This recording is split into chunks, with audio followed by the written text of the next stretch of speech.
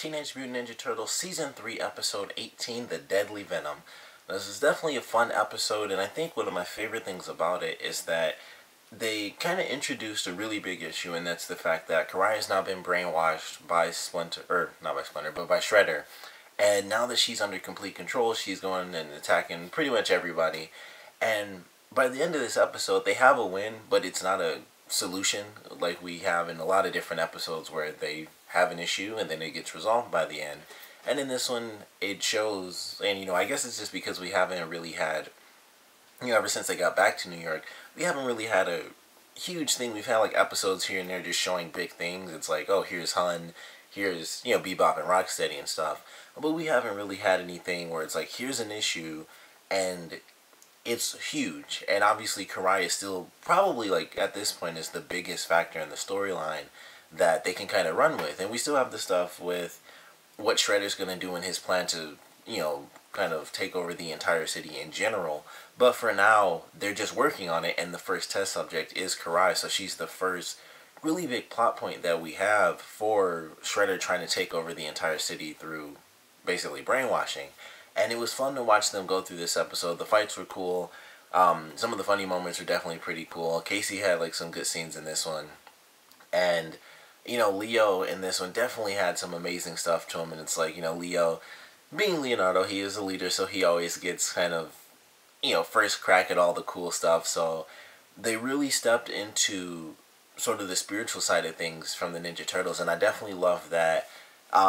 They focused on it in one of the past couple episodes as well. And I remember them kind of finally doing that. And it's really cool them talking about like the spirit world and things like that. So it's really sweet that they're touching on it, even if it's only like a little bit here and there. It's really great to see them bring up some of these huge points for, the lore of the Ninja Turtles. And by the end, we get to see that Leo hasn't exactly mastered it, but he definitely tapped into something that, as Splinter himself said, not a lot of martial artists can do. So it was really cool to see him pull that off. And I guess technically he did master it because, all he has to do is say the symbols and, or say the, specific signs for the animals. I think it's animal signs. And, do the hand symbols. And, he does it. So as long as he has the time to do it, even though it's, sort of a long, I don't want to say spell, but that's kind of, kind of what it is when I think about it. But as long as he has the time to do it, he can. So I guess technically he has mastered it. He's, he saves everyone at the end of the episode. Like Splinter helps to save April, and then Leo basically takes everybody else. He saves his brothers and Casey. He gets all of them out of there. They even say it, Raph says it himself. Like, you beat Karai, you beat the Footbots, you got us all out of there by yourself. So it was just a great moment for him. He has, just a lot done in this episode, and it was definitely fun to see. And of course he ends up facing off against Karai, and it's obvious, they're the ones that have the biggest connection between the Turtles, outside of Splinter himself. It's, of course, Leo who has the really big connection to Karai, and that's how it's been ever since she was invented as a character. So of course it makes sense that they would fight. Him almost losing and him tapping into that power was definitely amazing, because he was like hitting her like pressure points in her arms just like with one block, and then her arms go limp, and then he does like a super punch and just sends her across the tunnel into the next pillar, and it was just crazy. It was almost like some Dragon Ball Z type stuff. He like does like the big scream, and they do like, it was basically like a seismic punch, and she just flies away and she's flipping and hits the thing, and they do the slow motion and all that. So I definitely love that scene. It was my favorite part out of all of the fight scenes that they had, which were all really cool. But that was definitely something that I didn't expect to happen. And so it's like he tapped into more than just he healed himself. He really tapped into sort of his martial arts mastery. So it was definitely fun to watch that happen. And, the wide-eyed moment, he like screams and just kind of launches her across into the next pillar. So I love that.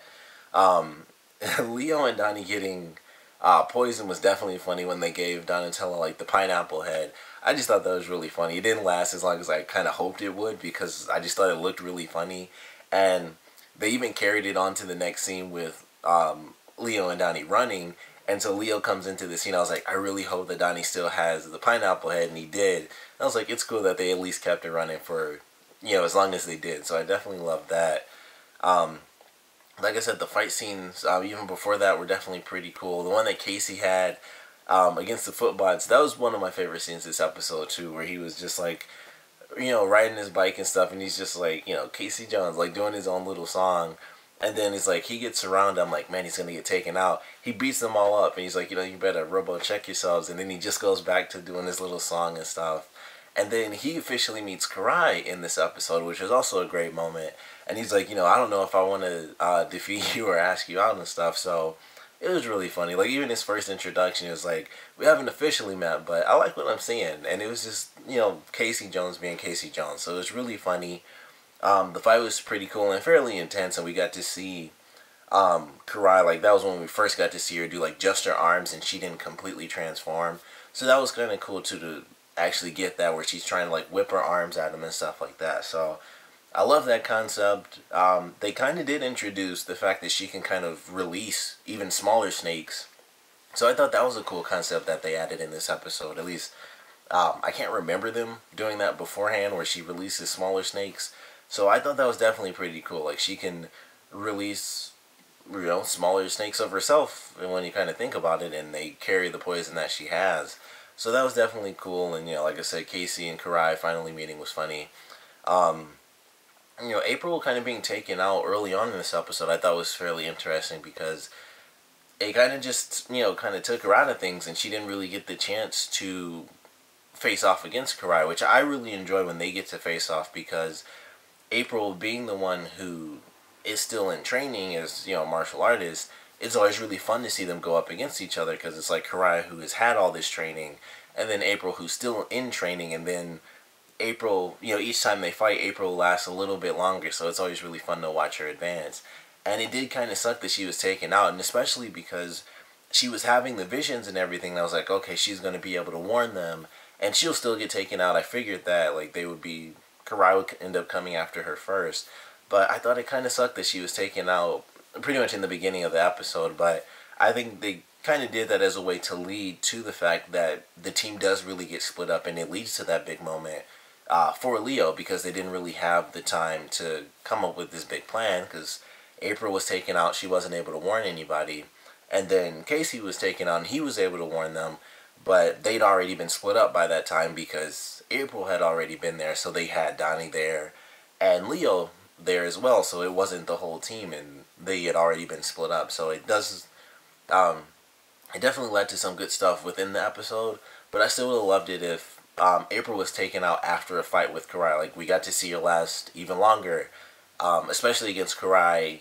in her new form, where she even has, like, the snake arms and stuff, and April's still able to survive, at least for a little bit, and then she gets taken out. I would have loved to have seen that, just because I like really getting to see April advance as a fighter throughout the series. But I still enjoyed it. I thought it was really great.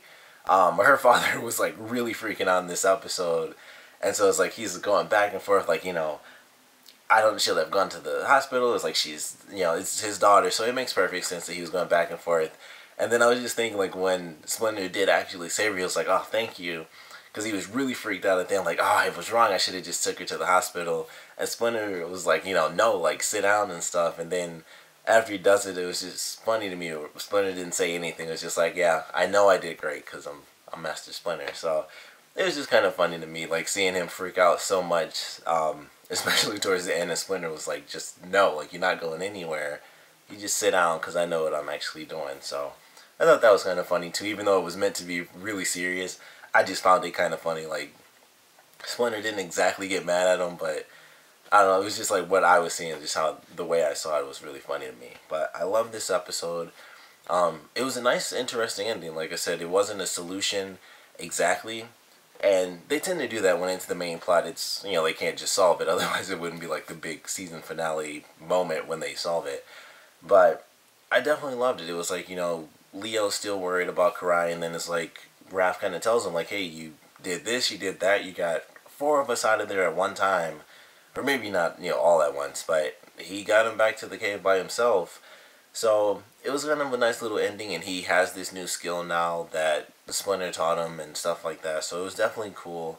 The fight they had in the beginning was really interesting too, because Splinter still isn't at full strength. He was in the fight, like Leo even stopped the first time he could have beat him because he saw that, Master Splinter was like breathing heavily and stuff. It's like he doesn't have the same level of energy because he's still weak after everything that happened. So it was definitely cool. I love that fight. I can't wait to see him get back to 100%, and then he goes in and it's just like he's just whipping people left and right again.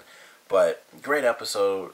Excited for the next one. Didn't see anything that said it was going to be like a preview, but I think I also like paused it at the end. So hopefully there's going to be one soon. I know I'm already days behind on this anyway, but I'm hoping we get one, this week as well. That would actually be really, really great.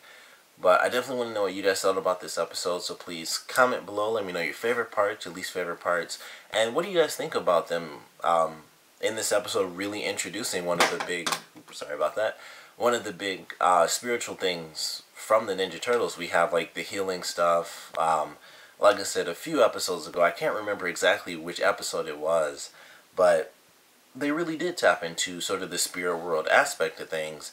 And I love that. Like, that's one of the big things of the series. And they only touched on it that one time, and they haven't really brought it back just yet. But I'm looking forward to that. And we might not see Leo use this as much as we'd like to, because it's kind of one of those things where it's like, it's the perfect thing. It basically just, heal yourself. It's like a healing potion in a game or something that you just always have.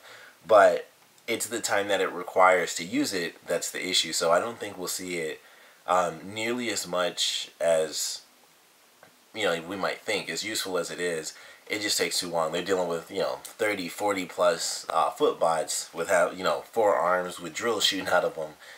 Leo isn't really gonna have the time to do like 12 signs and then touch somebody or something like that. So still love it. I'm sure we'll get to see it in some really serious, dire moments. But I want to know what you guys thought about that, getting introduced in this episode, and maybe some other things that you guys want to see as far as the spiritual side of things, and maybe even just more Master Splinter based stuff. Like he had the big scroll to help heal April at the end. It was kind of like a remedy mixed with what he taught Leo. So there are a lot of different things they can do, but like I said, I want to know what you guys thought about what they introduced in this episode, as well as what you guys want to see in some future episodes. So please comment below, let me know, and thanks for watching.